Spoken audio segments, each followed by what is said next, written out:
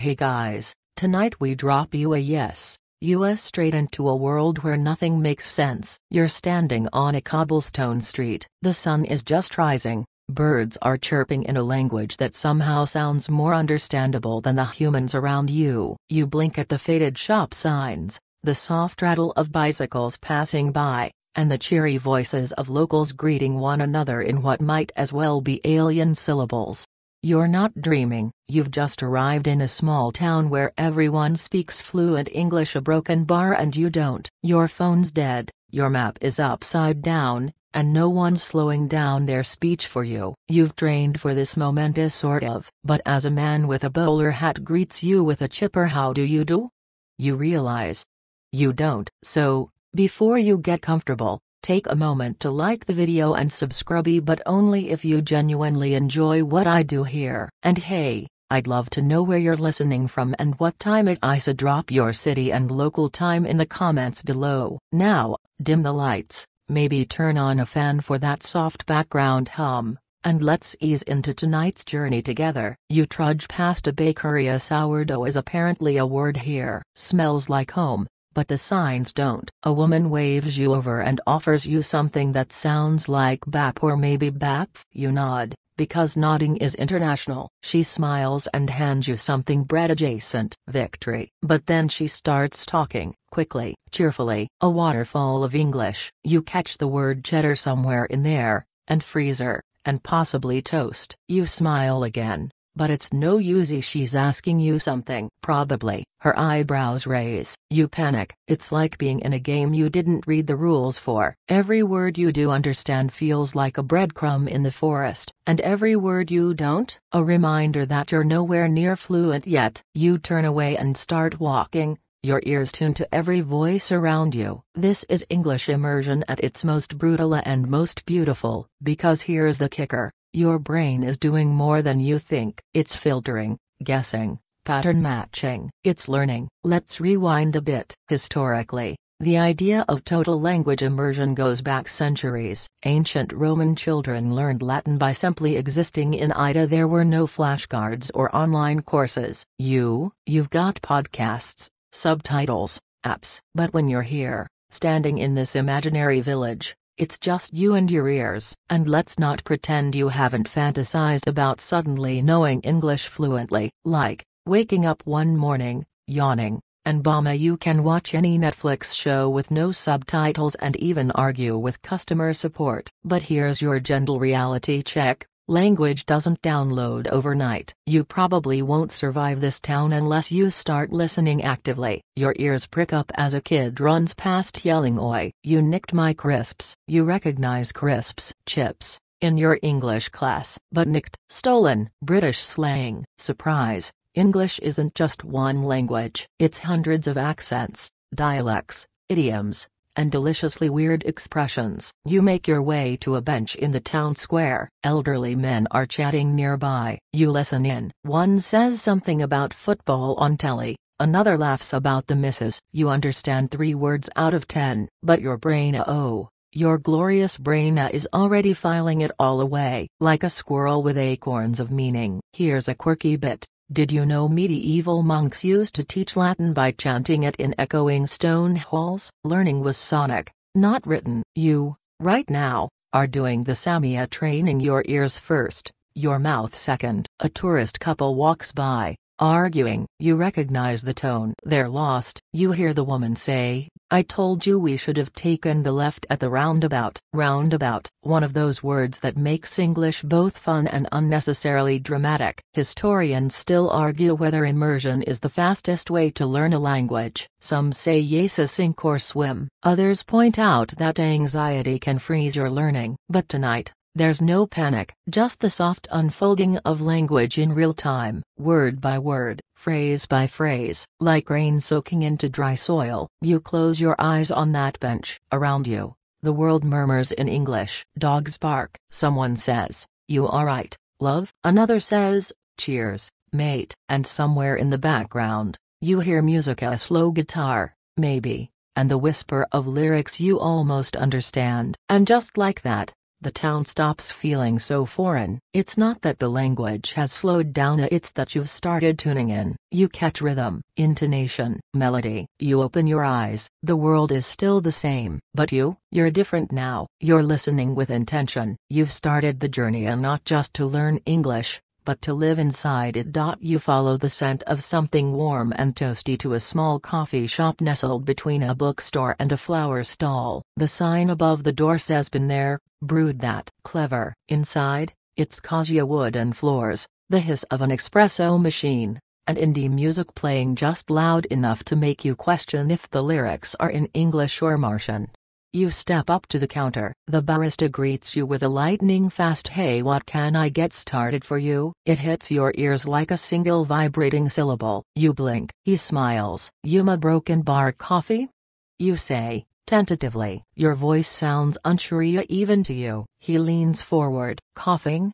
he asks. "No, coffee?" you repeat, stressing the fee. He chuckles. "Oh, gotcha. One coffee, black or with milk?" You stare blankly. You weren't trained for this. In class, you learned, "I would like a coffee, please." No one mentioned the speed or the slang. "Milk?" you say, a bit more confidently. "Cool. You want oat, soy, almond, coconut, or dairy?" And suddenly you're in a milk aisle, drowning. Your brain starts sorting categories like a panicked librarian. Cow equals dairy, soy equals plant, almond equals weight. Can nuts be milk? You blurt dairy because it sounds safest. He nods, tapping something on a screen. "That for here or to go?" Another curveball. You point at a table and he gives a thumbs up. Crisis, mostly, averted. As you wait, you notice the menu behind him. It's in English, obviously, but it may as well be Klingon. Words like flat white, long black, mocha, macchiato, all things you thought were coffee, but apparently, they're nuanced dialects in the coffee kingdom. Now here's a historical gem. Coffee culture in English-speaking countries exploded in the 1990s, especially with a rise of chain cafe copyright S. Before that, coffee just meant coffee. Simpler times. But now, coffee orders are practically personality quizzes. You sit at your table, listening. People around you are chatting. You hear phrases like, "Did you get the email?" and "He totally ghosted me." You mentally file ghosted under not supernatural. You're sure it means something different now. You'll Google it later. Your coffee arrives. The barista says, "Here you go, careful, it's hot." You manage a polite thank you. Progress. You eavesdrop on the table next to you. Two women are talking about weekend plans. One says, "We might hit up that new sushi place if it's not packed." You only catch pieces, but that phrase "hit up" stands out. It sounds aggressive. Are they robbing the place? No, wait. It probably just means visit. This is the beauty of listening in real life. Every word has a vibe, a tone, a purpose. It's not just vocabulary, it's rhythm, emotion, personality. And here's your quirky tidbit of the night. In the 1800s, people in Britain used the phrase "I'm dying for a cup of coffee." It wasn't melodrama, it was just the caffeine withdrawal talking. Proof that even Victorians needed their morning fix. As you sip your coffee, a guy walks in talking on his phone. He's saying something about a tight deadline and how his boss is breathing down his neck. The mental image is disturbing, but also fascinating. English is full of metaphors like these, a colorful, weird, sometimes terrifying. You write it down. Tight deadline equals not much time. Breathing down neck equals boss pressure. You're learning not just to hear the words, but to decode the meaning behind them. Historians still argue whether slang is helping or hurting modern English learners. Some say it adds flavor, others say it adds chaos. But here in this cafe copyright, it's just reality. People don't speak textbook English. They speak fast, casual, messy English with jokes, sarcasm, and inside references. You weren't invited to a broken bar yet. You pull out your notebook. You write, "A coffee equals scary but survivable. A listening equals treasure hunt. A baristas speak at light speed. A hit up equals not violence." Probably. The woman behind the counter shouts, "To go order for Ben." And someone jogs up to grab a paper cup. You notice the difference between to go and for here. Small things, but they matter. Your own cup is almost empty. You've been in this cafe tilde copyright for less than 20 minutes and you've learned more than in a week of classes. Why? Because your brain is in it. You're listening with survival level focus, and it's working. You stand up, thank the barista again, and step back out into the town. The street sounds louder now, not because anything's changed, but because you have. You can hear more, understand more. You're warming up. The scent of flowers from the next door stall floats past. A delivery man grunts as he pushes a crate inside. Someone yells, "Mind the step." And you miraculously understand it. Maybe the world isn't fluent yet, but you're starting to be. You wander a bit, heart still thumping from your barista encounter. The English-speaking world has no chill, and you're starting to believe that half of what you've learned in class only applies to movies from the 90s. Still, there's a strange buzz of pride in your chest. You survived a whole coffee interaction without setting anything on fire. That's worth something. You spot a bus stop ahead. Perfect. Public transport, your next frontier. The schedule on the sign is in English. Of course. You squint. Route 3 to city center every 15 minutes. Okay, you can work with that. You're not entirely sure what minutes means, but it feels like minutes. You hope. A teenager is already waiting there, earbuds in, bopping to music. You hesitate, then decide to ask for help. This is your practice speaking moment. You channel all your confidence. "Excuse me, broken bar, buse a broken bar, sit ya broken bar, come soon." She pulls out an earbud. Huh? You panic. Bus. When? She looks at you for a beat. Then, oh, yeah, the 3 should be here any second. You nod like you totally understood everything she just said. In truth, you caught should, be, and second. The rest was emotionally inferred. This is the brutal honesty of real-world English. People don't speak slowly just because you're learning. In fact, the faster they speak, the more confident they think you are. It's like a reverse trap. You look down the road. A bus appears, your savior. It screeches to a halt. The doors whoosh open. You climb in and say, "City Center." The driver gives you a thumbs up and gestures to the payment screen. Tap or cash? You freeze. Tap? Like a broken bar dancing? Then you remember your English class once mentioned contactless payments. You tap your card. It beeps. Magic. The driver says, "Cheers," which sounds like he's toasting you, but you've learned it just means thanks. You find a seat. As the bus rumbles forward, the speakers overhead crackle.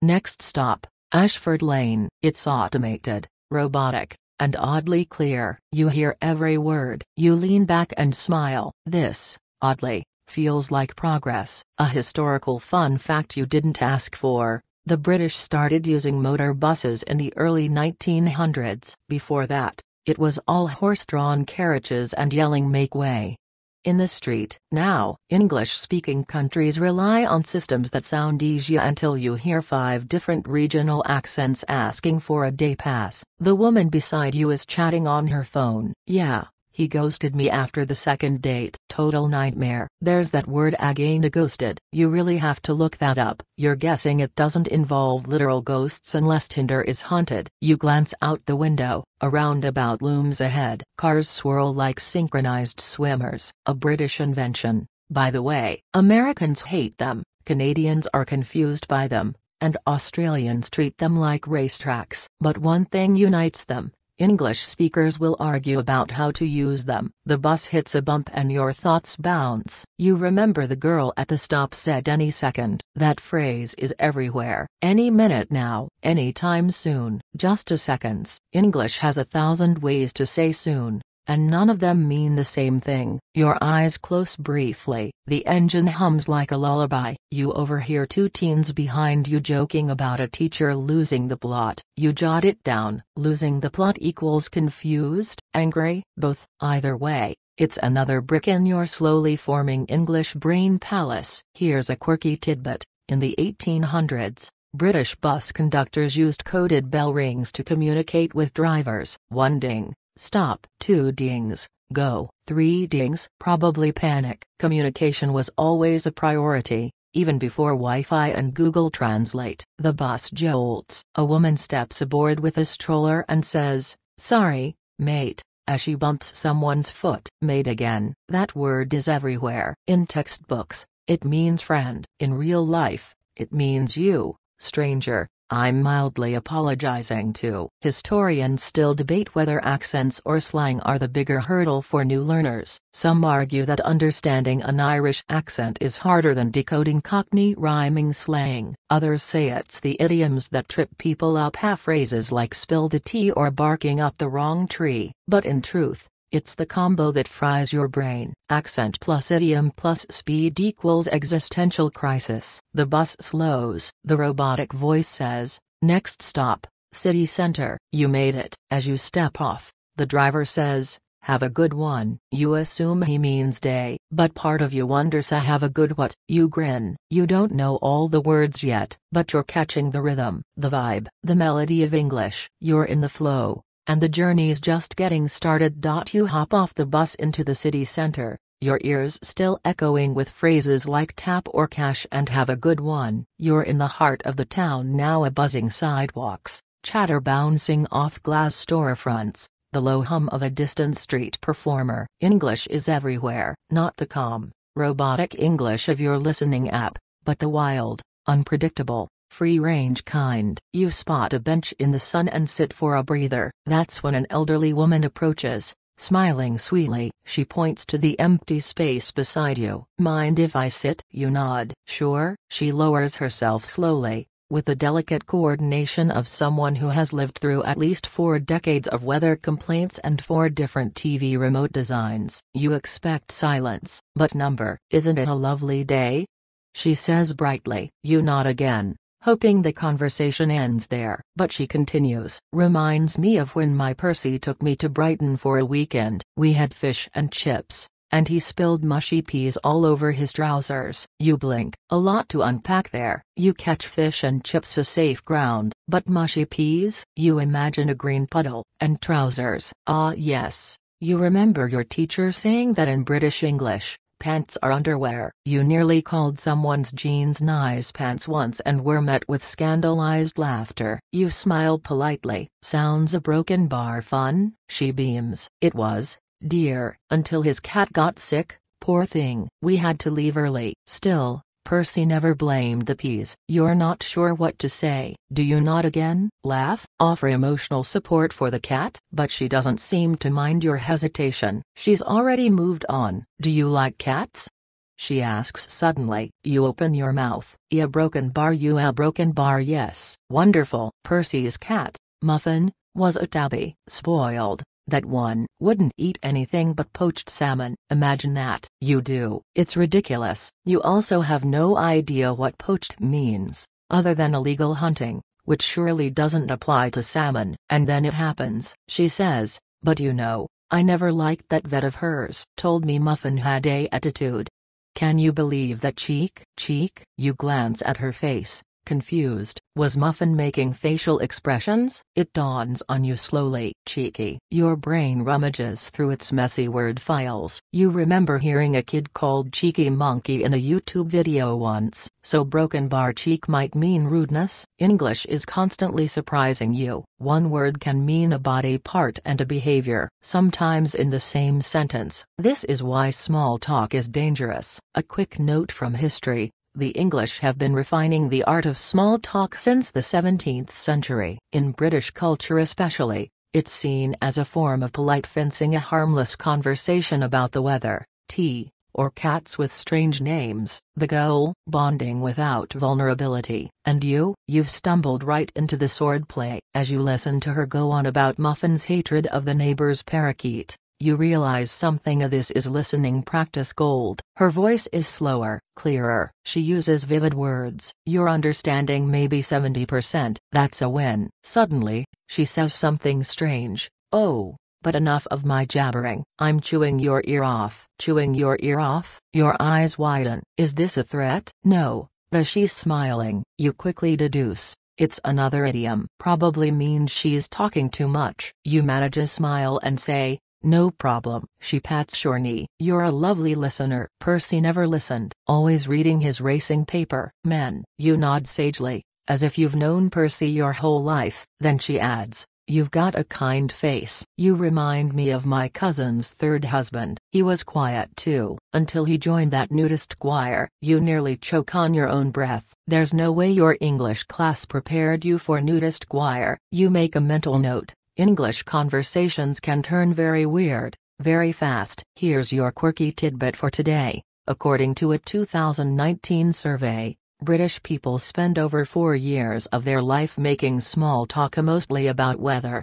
pets, or how bad the train was, which explains why this woman is thriving in this moment. Historians still argue whether small talk developed as a survival tactic or just a boredom cure. Some believe it stems from a long-standing cultural anxiety about silence. Others argue it evolved to subtly test social cues, especially in languages as context-dependent as English. You glance at the sky. Clouds are gathering. The woman follows your gaze. Looks like rain, she says. Then, with a wink, but don't worry, I've got a brolly. Brolly. Your brain freezes. Is it an animal, a pastry, a mythical British weapon? She pulls out an umbrella. Mystery solved. You exhale. Language 1. You 1. She stands up, pats her hips, and says, well, I should be off. Muffin doesn't like being alone too long. You have a lovely day now. You nod. Thank you. A broken bar for the story. She walks away,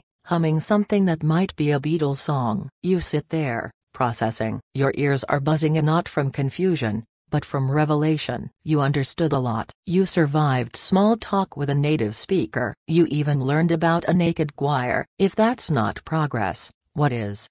You stand up from the bench, heart still warm from your unexpected chat with the muffin-loving grandma, and begin wondering again. That's when you see it. A brightly lit supermarket across the street. Fluorescent lights, automatic doors, a rainbow of produce in the windows. It's time to tackle your next trial of buying groceries in English. You walk in, grab a basket, and immediately feel the pressure. The signs above each aisle scream out terms you sort of recognize, like bakery, deli, frozen foods, and the very big household. Household what? You don't ask. You just keep walking. The produce section greets you first. You scan for bananas. Aha, there. But then you notice something odd. The label says loose bananas. You look around, confused. Were some bananas expected to be tied up, or are there wild bananas running free somewhere? You remind yourself, English signs are often less helpful than they appear. You find apples next. And here comes your first big hurdle, a loudspeaker announcement. Attention shoppers, we have a flash sale on frozen peas, aisle 7. That's aisle 7 for 2 for 1 frozen peas. Get AM while they're cold. You freeze. Flash sale, 2 for 1, aisle 7. You catch most of it, but the speed and rhythm throw you. Your brain scrambles to decode. You understand, peas, on sale. In an aisle somewhere. That's a win. You push forward, trying to blend in. A little girl points at cereal and says, Mummy, can I get the rainbow loops? The mother replies, not today, sweetheart. We've got loads at home. Loads, as in laundry? She probably means a lot. The vocabulary here isn't technical, it's deceptively simple. But that's the trick. Basic words, used in weird ways. Loads, bits, stuff. They're English's favorite tools for sounding casual, a broken bar, and confusing the heck out of learners. You round the corner and head into the snacks aisle. Big mistake. You're assaulted by dozens of bright packages of crisps, chips, crackers, cookies. And yes, that eternal question, are biscuits cookies or not? Quick historical detour. In British English, biscuits are what Americans call cookies. In American English, biscuits are fluffy bread rolls, usually eaten with gravy. There is no universal truth, just chaos. Historians still argue whether this linguistic confusion is the result of culinary rivalry or just a broken bar colonial stubbornness. You pick up a package labeled digestives. You immediately wonder, is this a snack or medication? Turns out it's a type of biscuit. Why the medicinal name? That's a question for another day. A friendly store worker approaches as you stare blankly at a box of instant noodles. You alright there? She asks. You panic. You've heard that phrase before. Is it a greeting? A medical check? Is your confusion that obvious? You nod. Yes, Thank you. She smiles and moves on. Apparently, you alright? Is just a casual British way of saying hello. Even though it sounds like they're concerned about your blood pressure. You head for the checkout line. A man ahead of you is arguing with the cashier. Yeah, but it said 2 for 1. Why didn't it come up? The cashier replies, you've got to scan the club card, mate. You look down at your own basket. You definitely don't have a club card. You start sweating. Your turn comes. The cashier, a young woman with a piercing and an accent you can't place, says, hiya, just these today? You nod and place your items down. She scans each one, then asks, got a loyalty card? You shake your head. Number. No worries, that'll be £7.82. You freeze. 7 what? Pounds. Obviously a but .82. Do you need coins? Notes. Do you have coins? You fumble in your wallet. Hand her a note. She hands you some change and a receipt. There you go. Have a good one. There it is again. That mysterious one. You decide it means day, but you're still 30% uncertain. As you leave, the automatic doors slide open dramatically, like you've completed a video game level. And honestly, it feels like you have. Here's a quirky tidbit for your growing collection. In 1931, the world's first supermarket was opened in the United States. It was called King Cullen, and it changed the shopping experience forever. Now, grocery stores are everywhere and every single one speaks English slightly differently. Back on the street, you look down at your receipt. You recognize most of the words now: subtotal, discount, total due, but you still stumble on VAT included. You file it away for future research. Historians still argue whether learning through real-life transactions accelerates fluency better than classroom drills. Some say yes, it's immersive, memorable, and forces quick thinking. Others warn it can cause anxiety that blocks learning. But the truth is,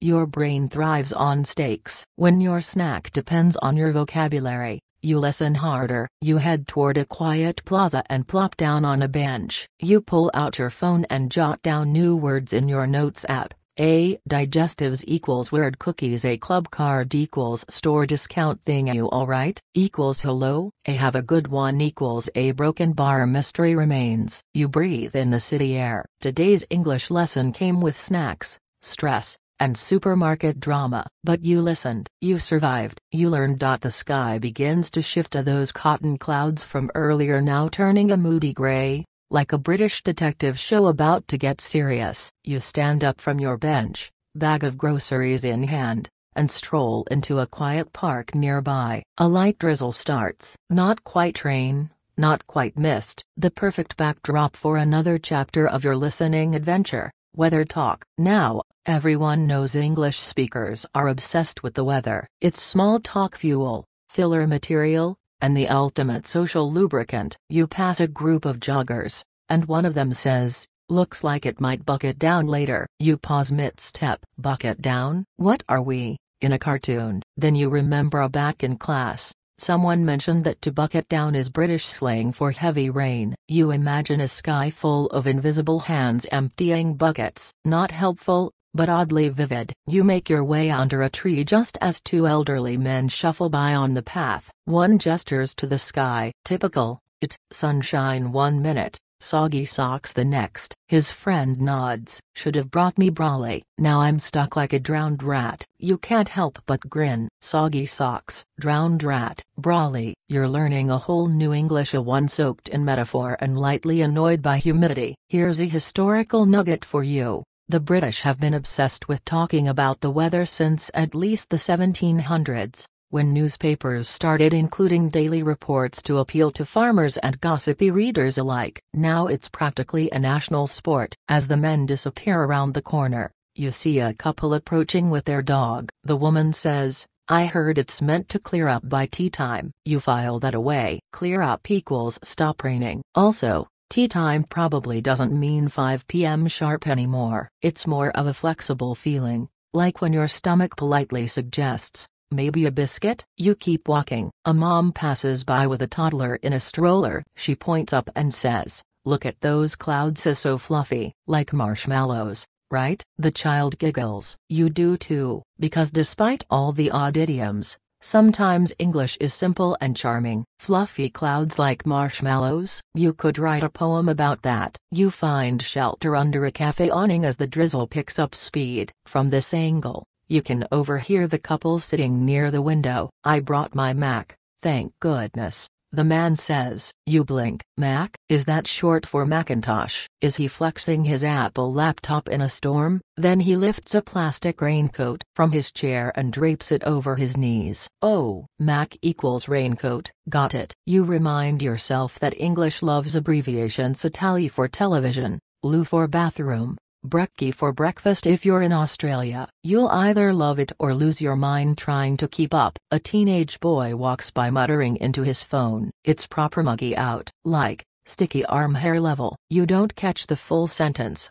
but you feel it. Muggy must mean humid. And sticky arm hair? That's a universal horror. Your quirky tidbit of the day. The word muggy has been used to describe damp, unpleasant weather since the 18th century. Some say it comes from the word mug, meaning mist or drizzle. Others say it's just what happens when air gets sweaty. You pull out your phone and check your notes again. A bucket down equals rain hard. A Mac equals raincoat. A clear up equals stop raining. A soggy socks equals uncomfortably soaked footwear. A drowned rat equals extremely wet person. Sad visual. Historians still argue whether English weather vocabulary is more poetic or passive-aggressive. Some say it reflects deep cultural ties to the land. Others argue it's just a convenient excuse to avoid deeper emotional conversations. Either way, it's weirdly comforting. The rain starts to lighten. You walk again, shoes squeaking slightly with each step. A passing man says, "At least it's not hailing." You nod. Because that's how you bond in English. You commiserate over precipitation. Just then, a huge gust of wind hits. Your grocery bag flaps wildly, and for a second you panic about losing your instant noodles. A kind stranger grabs the flying receipt and hands it to you. "Wind's got a vendetta today, eh?" he says with a grin. You smile. "Yes, very a broken bar windy." He laughs and gives you a thumbs up before jogging off. And in that moment, soaked but smiling, you realize something. You're not just hearing English anymore. You're starting to feel it. The cadence, the quirks, the shared experience of soggy socks and flying receipts. It's no longer just a language. It's a culture, a mood, a shared joke between strangers about clouds that can't make up their minds. You duck into a nearby bookstore to escape the last drizzles of the weather's emotional breakdown. The warm, musty air greets you like a blanket. Wooden shelves, creaky floorboards, and a quietness so thick you can actually hear yourself think, or at least you could, until your phone rings. It's an unknown number. You hesitate. You know what's coming. A phone call in English with real speed. With